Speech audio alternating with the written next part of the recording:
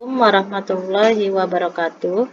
Apa kabar semua siswa ibu? Semoga kalian dalam keadaan sehat dan terus semangat belajarnya. Adapun materi kita pada kali ini adalah menelaah struktur dan kaidah teks eksposisi. Setelah mempelajari materi ini, diharapkan kalian mampu mengidentifikasi struktur, unsur kebahasaan, dan aspek lain dari teks eksposisi yang kalian dengarkan atau kalian baca. Anak-anak ibu yang ibu sayangi, intinya teks eksposisi itu memiliki struktur dan kaidah kebahasaan. Pertama-tama yang perlu kalian ketahui dulu adalah tentang struktur. Struktur teks eksposisi yang telah dipelajari pada bagian terdahulu ada terdiri atas yang pertama tesis, yang kedua rangkaian argumen, dan yang ketiga penegasan ulang. Adapun tesis yaitu berupa pengenalan isu, masalah, ataupun pandangan penulis secara umum tentang topik yang akan dibahasnya. Dan biasanya di tesis ini terdapat di paragraf pertama. Kemudian struktur yang kedua adalah rangkaian argumen. Apa itu rangkaian argumen? Berupa sejumlah pendapat, ya, pendapat atau argumen si penulis teks sebagai penjelasan atas tesis yang dikemukakan sebelumnya. Pada bagian ini dikemukakan pula sejumlah fakta yang memperkuat argumen-argumen si penulis. Biasanya rangkaian argumen ini merupakan paragraf dari kelanjutan tesis. Kalau tesis misalnya paragraf pertama, maka rangkuman argumen bisa mulai dari paragraf kedua dan seterusnya. Dan yang terakhir adalah penegasan ulang. Apa itu penegasan ulang? Yaitu sebagai perumusan kembali secara ringkas atau merumuskan kembali secara ringkas. Bagian ini biasa juga disebut dengan penutup atau kesimpulan. Nah, silahkan kalian lihat strukturnya di halaman 76. Nih ya. Jadi ada 3 struktur di dalam teks eksposisi. Sekali lagi yang pertama tesis, ya. Di dalamnya bisa berisi isu, permasalahan, ya, pandangan umum si penulis terhadap permasalahan di dalam teks eksposisi itu, teks yang ditulisnya. Kedua, rangkaian argumen, di dalamnya ada pendapat atau argumen si penulis terhadap teks yang ditulisnya, disertai dengan juga fakta, tujuannya untuk menguatkan argumen atau pendapat si penulis tersebut. Dan yang ketiga adalah kesimpulan, ya, kemudian rangkuman, yang intinya berisi tentang merumuskan kembali isi teks secara ringkas.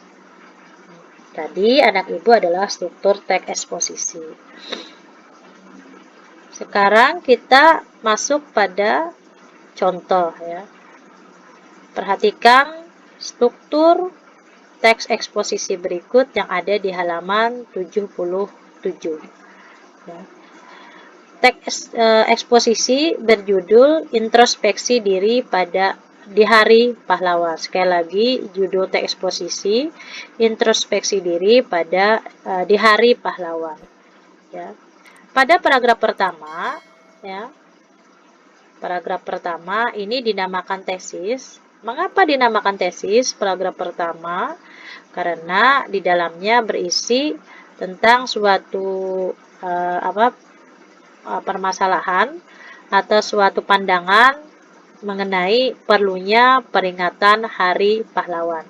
Jadi sekali lagi tesis paragraf pertama berisi tentang tesis, struktur tesis, karena di dalamnya berisi tentang isu atau permasalahan atau pandangan umum si penulis tentang apa perlunya peringatan Hari Pahlawan. Yang kedua, struktur yang kedua adalah rangkuman argumen. Terdiri atau terdapat pada paragraf kedua, pada paragraf ketiga, dan pada paragraf keempat. Ya.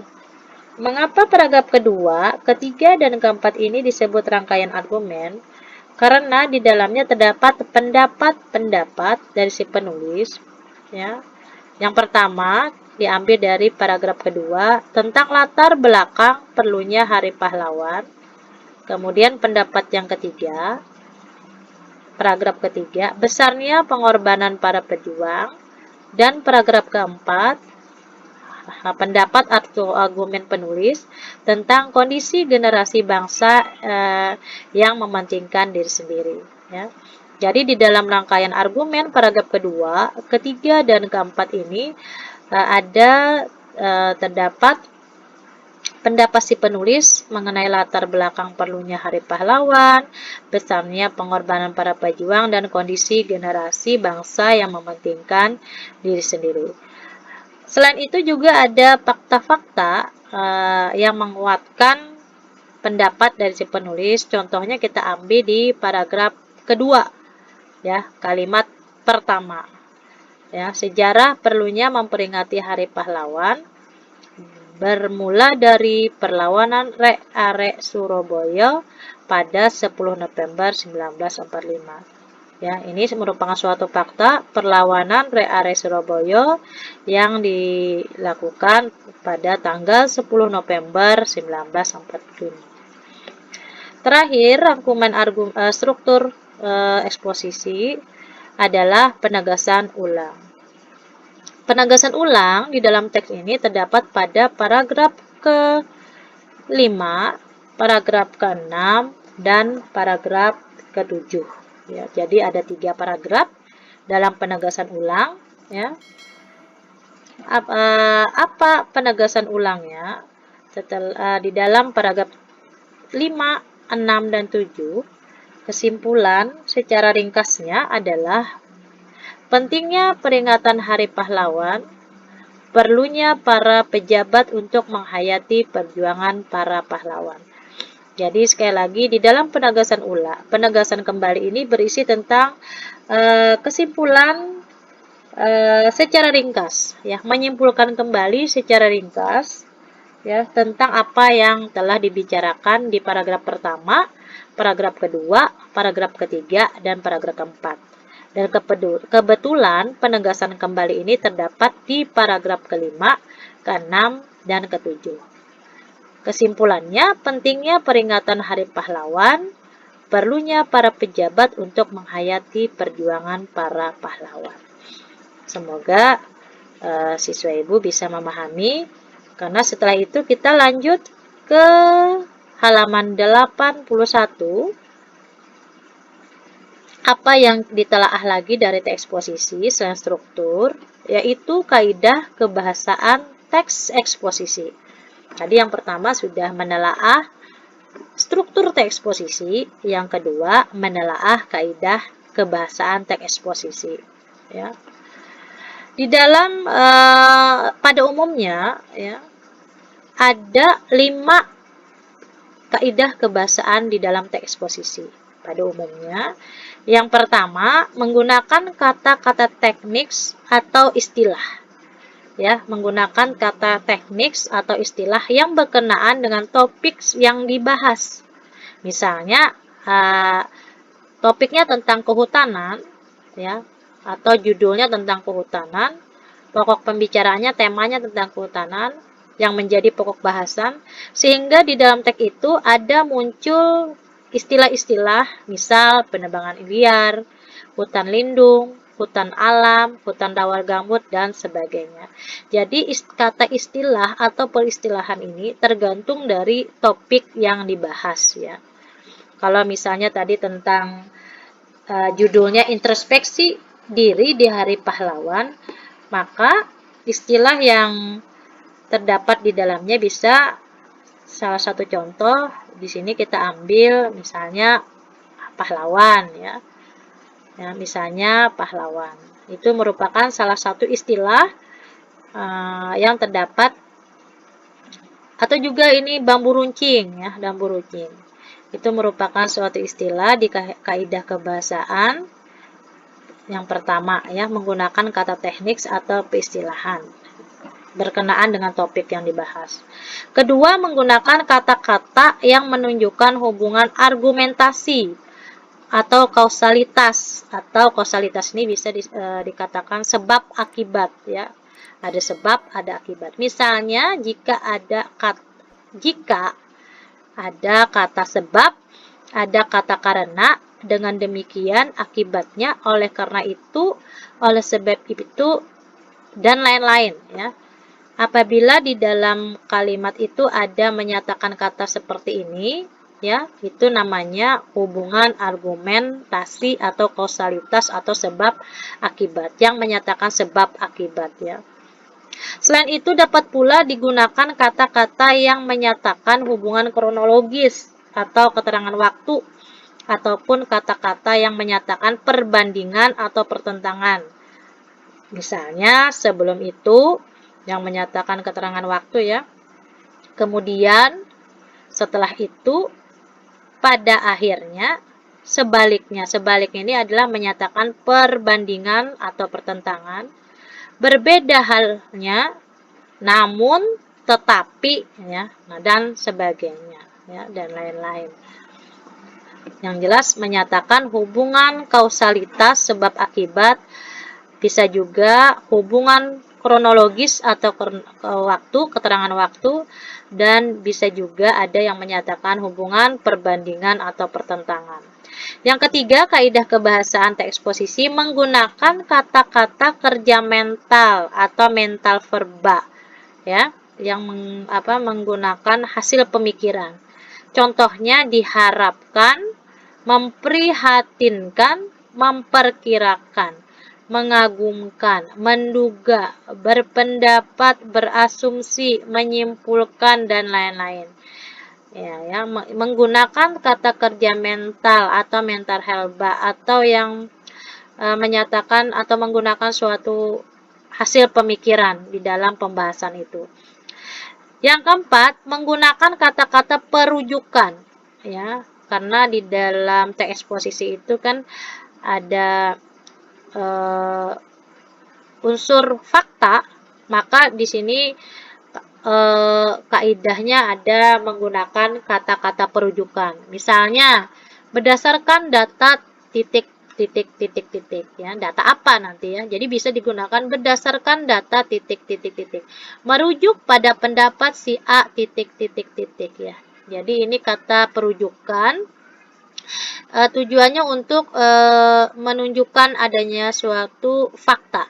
Sekali lagi, berdasarkan data apa nanti ya, bla bla bla bla, merujuk pada pendapat bla bla bla bla, dan contoh yang lain-lain. Kelima, menggunakan kata-kata persuasif, kata-kata bujukan atau mempengaruhi si pembaca, seperti hendaklah, sebaiknya, diharapkan, perlu, harus ya, yang sifatnya membujuk si pembaca untuk berbuat seperti yang diinginkan oleh si pembaca. Nah, selain itu, teks eksposisi lebih sering menggunakan kata-kata denotatif, yaitu kata yang bermakna sebenarnya. Ya, kata yang bermakna sebenarnya. Bagaimana kata yang bermakna sebenarnya? Seperti ini ya. Contoh, kebakaran hutan masih terus terjadi. Penebangan liar semakin meningkat. Ini kan kata sebenarnya yang mudah kita pahami. Ya, lawannya adalah makna konotasi, makna yang sebenarnya, makna yang tidak sebenarnya ya. Sekali lagi, makna yang tidak sebenarnya, makna konotasi. Ini lawan dari denotasi. Contoh, daerah yang dijadikan tempat demonstrasi itu kini seolah-olah menjadi lautan manusia. Mana kata konotasinya? Ini adalah seolah-olah menjadi lautan manusia. Ya. Dan di dalam teks eksposisi sekali lagi lebih sering menggunakan kata-kata denotasi, kata-kata yang bermakna sebenarnya, sehingga mudah kita pahami. Cukup sekian pembahasan kita pada hari ini. Ya, semoga kalian mendapatkan ilmu yang bermanfaat. Sekali lagi, di dalam struktur dalam menelaah teks eksposisi itu ada dua. Pertama, menelaah struktur ya, di dalam struktur itu ada 3, di dalam struktur eksposisi itu ada 3. Yang pertama tesis, yang kedua rangkaian argumen, dan yang ketiga penegasan ulang. Sedangkan yang ditelaah yang kedua adalah kaidah kebahasaan. Ya, kaidah kebahasaan teks eksposisi. Pada umumnya ya ada 5, menggunakan kata teknis atau istilah berkenaan dengan topik yang dibahas, menggunakan kata yang menunjukkan hubungan argumentasi atau kausalitas atau sebab akibat, bisa juga menggunakan hubungan kronologis, keterangan waktu, atau menyatakan perbandingan atau pertentangan. Ketiga, menggunakan kata-kata kerja mental atau mental herba, ya, yang memerlukan hasil pemikiran. Dan yang keempat, menggunakan kata-kata rujukan atau perujukan. Ini tujuannya pada fakta, menunjukkan fakta. Dan yang kelima, menggunakan kata persuasif dan juga menggunakan kata denotatif. Sekian penjelasan dari Ibu, semoga kalian mendapatkan ilmu yang bermanfaat dari penjelasan kali ini. Assalamualaikum warahmatullahi wabarakatuh.